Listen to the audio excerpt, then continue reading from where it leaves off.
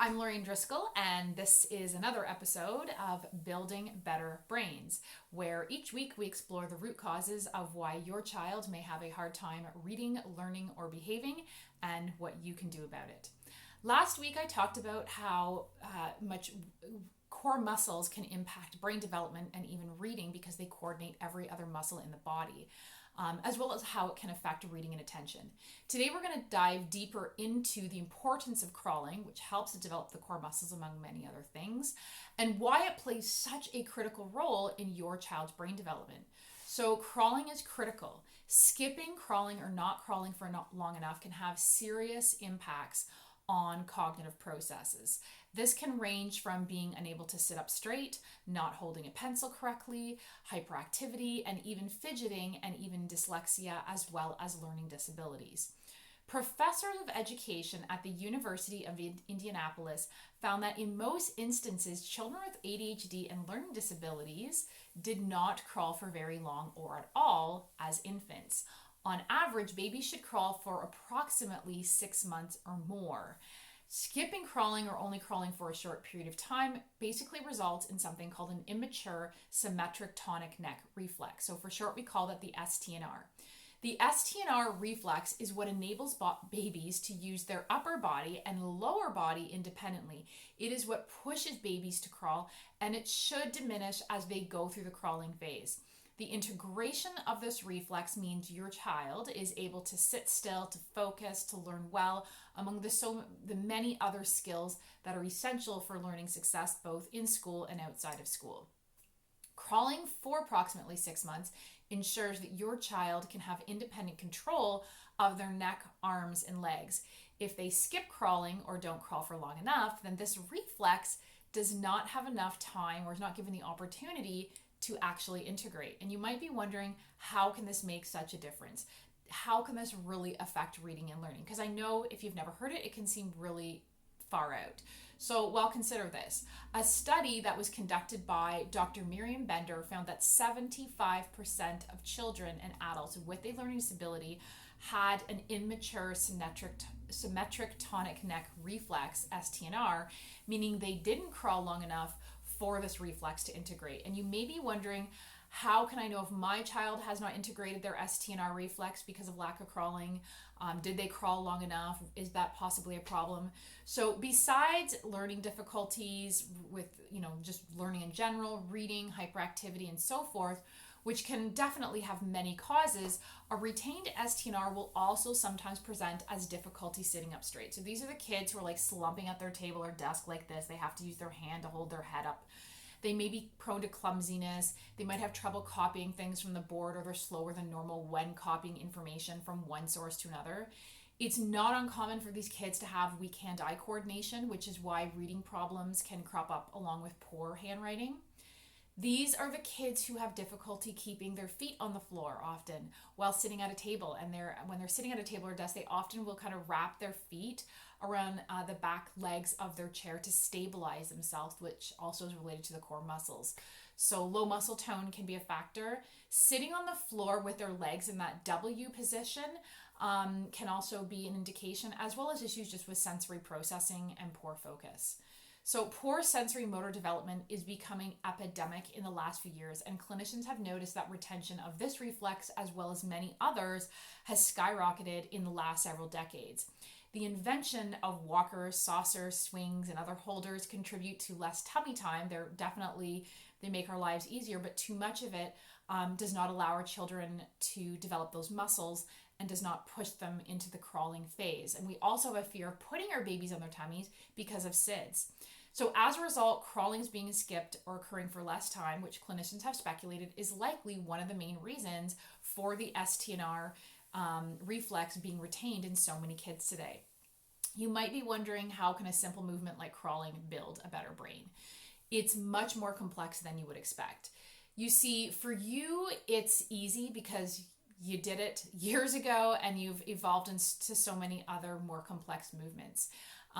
It was not easy when you first started, and it would be like you taking dance lessons for the first time and having to learn how to dance from scratch. On a cognitive level, crawling encourages the growth of neurons as well as connections between other neurons. Because crawling is cross-lateral, Both hemispheres of the brain are developed and strengthened through this movement. So the more children crawl, the more connections they build off previous connections on how to progress from an early uncoordinated crawl that requires a high level of concentration and focus to a movement that should become seamless, evolved, and automatic.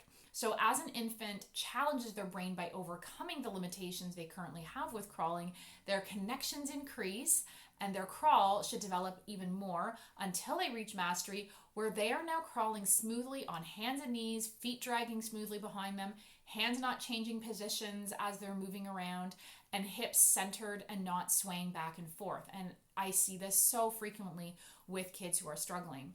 So mastery of these highly coordinated movements results in more organized connections in the brain. In a nutshell, this movement helps to develop complex cognitive processes that are necessary for the higher level learning, like planning, focus, memory, concentration, that will occur later on or is needed later on. So crawling improves memory flexibility. This was once assumed to be related to the age of an infant, but research has shown that it has much more to do with brain development initiated through mastery of certain coordinated movements. So research was conducted on both children who were crawling and were not crawling with the goal to teach all of the children a new skill and how well each group remembered the skill in both the same environment and a new environment. Not surprisingly, the children who were crawling had significantly better memory than children who were not crawling. The children who could not crawl required the same stimuli and environment to be able to remember the skill if they remembered it at all, unlike the children who were already crawling. So the children who are already crawling were able to transfer their skills from their memory to a totally new situation. Crawling essentially organizes the brain. So since both sides of the brain must work simultaneously on separate motions, crawling requires the two sides of the brain to work together. This communication occurs through, I had mentioned it before, the corpus callosum, so the brain's superhighway, which is a band of fire between the two brain hemispheres. So when that band is nice and thick, that means there's lots of communication going back and forth, which is often not the case in learning disabilities and even disorders like ADHD.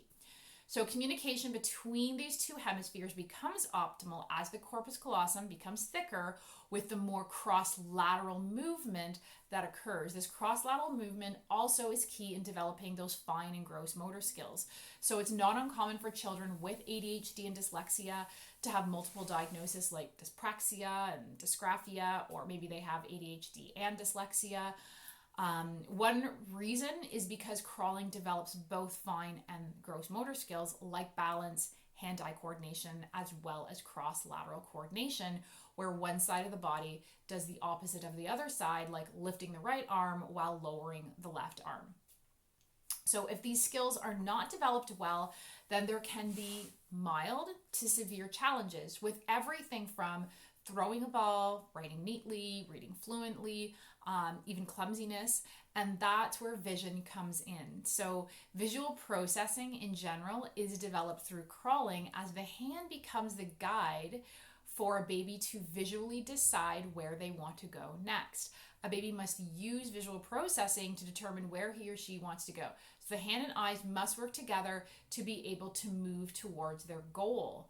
These are really challenging coordinated movements when you've never done them before, when you're new to the world and you've hardly even moved to begin with. So poor hand-eye coordination is often present with dyslexia, reading disorders, and so forth, when there are issues with letter reversals, whether that's letter reversals in reading or writing or even math. And then crawling also develops binocular vision. So that's where it trains a baby's eyes to look into the distance and then to return their vision back to their hands. Children use binocular vision constantly throughout the day at school, for example, when they're copying notes or information from a board or smartboard, and then they have to quickly return their eyes to the piece of paper on their desk. So these are the kids, if they have weak binocular vision, it takes forever for them to copy stuff down, or if they frequently lose their place when reading. So I want to be clear, not all children who do not crawl or don't crawl for very long will have difficulties, but research does show that a large percentage of children who do not crawl for long enough are at a much higher risk for developing learning disabilities as well as ADHD. Since it's clearly becoming an issue, and we know that children are not getting enough tummy time and this puts children at risk, it is imperative that we encourage our children, now that we know this information, to get on their tummies and to crawl. This can be achieved simply by putting your baby on his or her tummy more often and playing games that encourage them to move from one spot to another. It's a great way to bond. So if your baby is now 8 years old and you're in panic mode and you're thinking, oh my God, I'm sure they do have the STNR reflex retained, don't panic. There is plenty you can do to integrate the STNR reflex and any other reflexes that might have been retained as well, to help, this, and all of this can help your child kind of move ahead and tap into their full potential. I'm going to provide you with some exercises that you can do to help your child integrate an STNR reflex in my next episode, which will be next week. For now, I'm going to leave you with one of the screenings I do to check for a retained STNR reflex. So in clinic, one of the screenings that I do for the STNR being retained is I ask a child to simply get into the cat-cow yoga pose. If you don't know what that is, hop onto YouTube and check it out. But when they're going between the back and forth motion I want them to wait 7 seconds between the movements. I should say too before starting that you really should not have to overly kind of coach your child how to do these movements. I have seen 4-year-olds who are able to do it perfectly, who have never done it before, and after a couple to 3 demonstrations, they get it. And there's 14-year-olds, they think they're going to be able to do this, and it's really challenging. So what you want to be looking for is if their back is twitching while they're doing it, if they have a hard time even doing the movement, or if they get off their knees and kind of want to get on their feet, if their hands bend in the process or their body moves towards their legs when they move their head up, as well as if their back arches when their heads go up.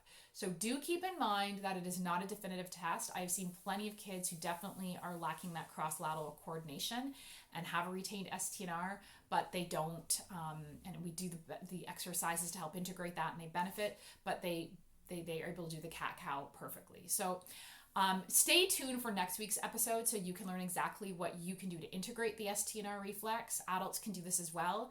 For now, hop onto my website and take my free quiz to learn exactly what your child may be struggling with and what you can do to help them learn and behave better. Thanks for listening.